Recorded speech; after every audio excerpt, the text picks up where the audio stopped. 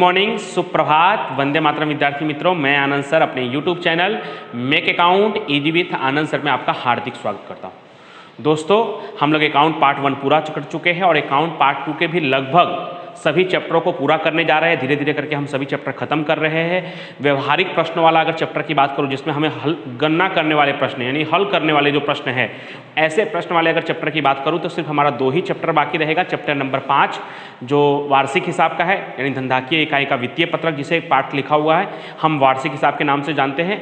और पाठ 9 गैर व्यापारिक संस्था, ये 2 ही चैप्टर है, पाठ 5 और पाठ 9 पार्ट 2 में, अकाउंट पार्ट 2 में जो व्यवहारिक प्रश्न वाले हैं यानी गणना करने वाले प्रश्न वाले चैप्टर है। और बाकी सभी जो चैप्टर बचे हुए हैं वो सब थियरी के चैप्टर हैं। तो कौन कौन से थियरी के चैप्टर है? तो पार्ट 6, पार्ट 8 और पार्ट 10, ये 3 चैप्टर थियरी के हैं। पार्ट 7 और 11 निकल चुका है, यानी सिर्फ 3 चैप्टर ऐसे हैं जो थियरी के हैं। उसमें से भी हमने जो पार्ट 6 है, हिसाबी सिद्धांत, धारणाएं, प्रकल्पनाएं, संकल्पनाएं, वो अलग अलग 3 वीडियो के माध्यम से हमने लास्ट टाइम पार्ट 6 पूरा कर लिया है। तो अब थियरी के चैप्टर में हमारा क्या बाकी है? तो थियरी के चैप्टर में दोस्तों अब हमारा 2 ही चैप्टर बाकी है, पार्ट 8 और पार्ट 10। ये बार बार मैं ऐसा रिपीट इसलिए करता हूँ कि आपको अच्छी तरह से ध्यान में आए, क्योंकि कोई पाठ आगे पीछे भी मैंने करवाया है, इसकी वजह से आपको अच्छी तरह से मालूम पड़े। तो हमने अभी तक अकाउंट पार्ट 2 में क्या सीख लिया है? तो हमने अभी तक अकाउंट पार्ट 2 में पाठ 1 से लेकर 4 तक सीख लिया है। पार्ट 5 को बाकी रखा है, क्योंकि उसको हम बहुत ही आराम से अच्छी तरह से हमें उसे सीखना है। पार्ट 6 जो थियरी का चैप्टर था, उसको अलग अलग 3 वीडियो के माध्यम से पूरा कर लिया है। पार्ट 7 अब आपको नहीं पढ़ना है। और आज हम लोग सीखने वाले हैं पार्ट 8, देसी नामा पद्धति का परिचय। और ये जो चैप्टर है दोस्तों, ये भी पूरा थियरी से जुड़ा हुआ चैप्टर है, पार्ट 8। और उसके बाद हम सीखेंगे पार्ट 10, एकहरा लेखा प्रणाली, वो भी पूरा थियरी से संबंधित है। इन दोनों चैप्टर को सीखने के बाद दोस्तों सिर्फ और सिर्फ 2 ही चैप्टर हमारा बाकी रहेगा, पार्ट 5 और पार्ट 9, जिसे हम आसानी से पूरा कर लेंगे। उसके बाद हम रिवीजन के चैप्टर को सीख सकते हैं। ठीक है, तो चलिए शुरू करते हैं। पाठ 8, देसी नामा पद्धति का परिचय। दोस्तों, देसी नामा पद्धति के परिचय में ये पूरा थियरी से जुड़ा हुआ चैप्टर है। इसमें सिर्फ कोविड-19 के कारण जो 30% सिलेबस कम हुआ है, उसके अनुसार सिर्फ हमें 2 ही टॉपिक पढ़ना है इस चैप्टर में। एक देसी नामा पद्धति का अर्थ और उसके लक्षण, और दूसरा टॉपिक है देसी नामा पद्धति के हिसाबी चौपड़े। तो आज पहले वीडियो में, 2 वीडियो में हम इस पाठ को पूरा करने वाले हैं। तो आज पहले वीडियो में हम पढ़ने वाले हैं देसी नामा पद्धति क्या होता है, देसी नामा पद्धति की प्रस्तावना यानी उसका अर्थ, और देसी नामा पद्धति का लक्षण, किन किन लक्षणों से हम पहचान सकते हैं कि भाई ये देसी नामा पद्धति है। इस पहले वीडियो में हम लोग सीखने वाले हैं।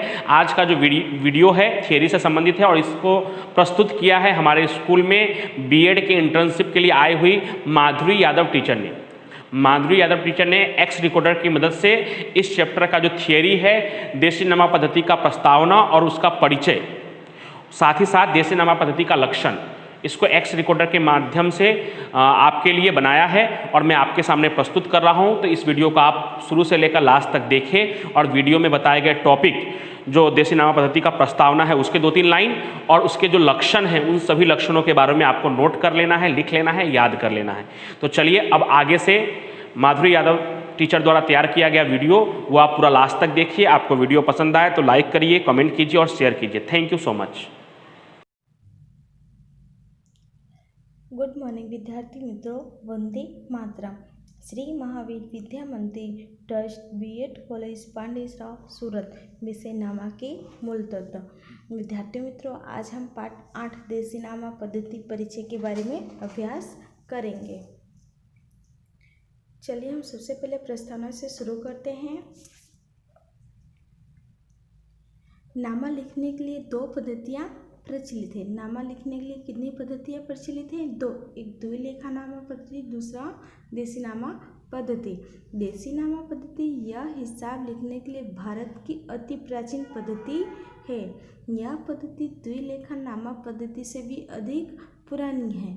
नामा पद्धति के सिद्धांतों की दृष्टि से ये दोनों पद्धतियाँ कितनी ही बातों में समानता रखती हैं, फिर भी देसी नामा पद्धति अपनी कुछ अलग विशेषताओं के कारण ही सभी पद्धतियों से अलग पड़ जाती है।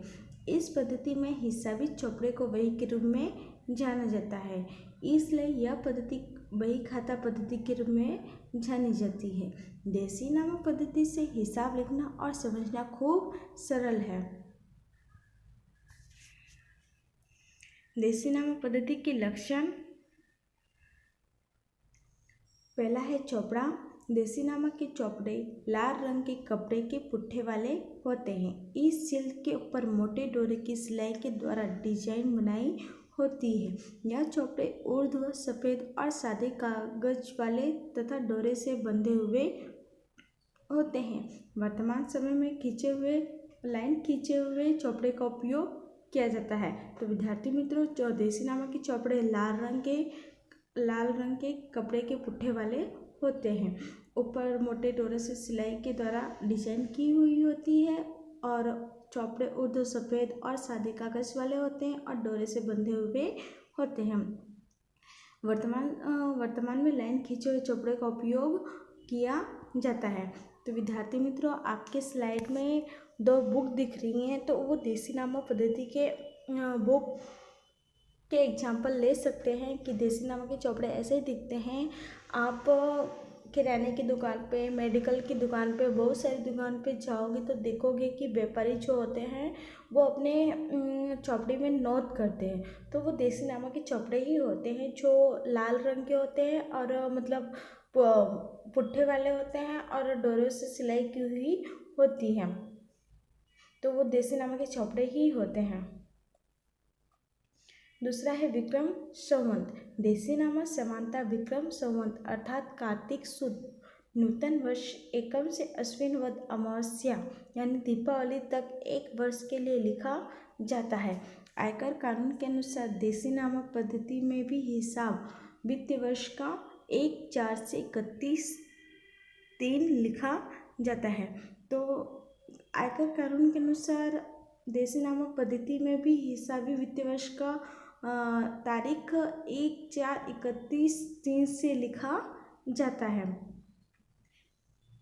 पूजा का पन्ना। तीसरा है पूजा का पन्ना। रोजमेल या बैठोमेल में प्रथम पृष्ठ पर व्यापारी अपने इष्ट देव तथा प्रार्थना लिखता है। पूजा के पन्ने में है ना, रोजमेल या बैठोमेल में प्रथम पृष्ठ पर व्यापारी अपने इष्ट देव का नाम तथा प्रार्थना लिखता है। एग्जाम्पल के तौर पर श्री महालक्ष्मी माता जी की जय या फिर श्री गणेशाय नमः, ओम नमः शिवाय, जो भी हो, जिस व्यापारी के जो इष्ट देव होंगे उस प्रकार से वो अपने इष्ट देव का नाम लिखता है और प्रार्थना लिखता है। चौथा है श्री शब्द का उपयोग। देसीनामा में रोजमेल, बैठोमेल, सहायक बही या खाता बही में लेखा करते समय प्रत्येक खाते के नाम श्री लिखा जाता है। तो प्रत्येक खाते के आगे क्या लिखा जाता है? श्री, क्योंकि श्री जो है ना वो शुभ की निशानी मानी जाती है। एग्जाम्पल के तौर पर जैसे ब्याज खाते लिखना हो तो हम श्री ब्याज खाते लिखते हैं। तो वो श्री शब्द क्या है? हमारे लिए शुभ की निशानी है। और पांचवा है सल। देसीनामा के प्रत्येक चौपड़े के पन्ने में सल मोड़ किए होते हैं। रोजमेल, बैठोमेल या खाता बही के चौपड़े के पन्ने में 8 सल होते हैं, जबकि सहायक बही के चौपड़े में 6 सल वाले होते हैं। छठा है जमा और उधार पक्ष। जमा और उधार पक्ष, क्रेडिट एंड डेबिट। देसीनामा के चौपड़े में 8 सल में प्रथम 4 सल जमा पक्ष के रूप में और उसके बाद के 4 सल उधार पक्ष के रूप में जाना जाता है। तो देसीनामा के चौपड़े में जो प्रथम 4 सल होते हैं वो किसके नाम से जाने जाते हैं? जमा, और दूसरे उधार के रूप में। उसके बाद के 4 सल हैं वो उधार पक्ष के रूप में जाना जाता है। इस प्रकार बाईं ओर जमा और दाईं ओर उधार रूप में जाना जाता है। सातवां है सल मोड़ में लिखने की रीत। देसीनामा में रोजमेल और बैठोमेल में जमा पक्ष या उधार पक्ष के 4 सल में से किसी व्यवहार का लेखा करते समय प्रथम सल में आर्थिक व्यवहार की रकम लिखी जाती है, जबकि शेष 3 सल में असर पाने वाले खाते का नाम और उसके खाते जमा या उधार लिखा जाता है। खाते के नाम के नीचे आर्थिक व्यवहार का संक्षिप्त विवरण दर्शाया जाता है और संक्षिप्त विवरण के नीचे तीसरे या चौथे सेल में खाता बही पृष्ठ नंबर अर्थात खा पृष्ठ लिखा जाता है। देसी नामों में व्यवहार के प्रत्येक खाते का नाम लाइन खींचकर लिखा जाता है। सामान्यतः 4 सेल में से प्रथम सेल रकम और शेष 3 सेल में व्यवहार का विवरण लिखा जाता है। तो सेल में लिखने के लिए जब आप सवाल अटेंड करेंगे तो आपको विस्तार रूप से पता चलेगा कि देसी नामा चौपड़े में कैसे क्या चीज़ लिखा जाता है। 8वां है रकम लिखने की रीत, method of writing the amount.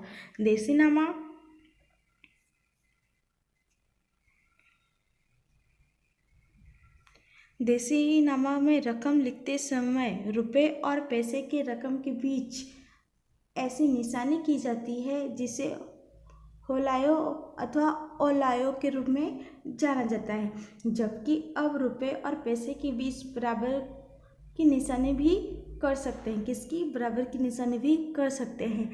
Example के तौर पे जैसे 121 होलायो 25 अथवा 121 बराबर 25, 121 रुपये पैसे, ऐसे हम लिख सकते हैं।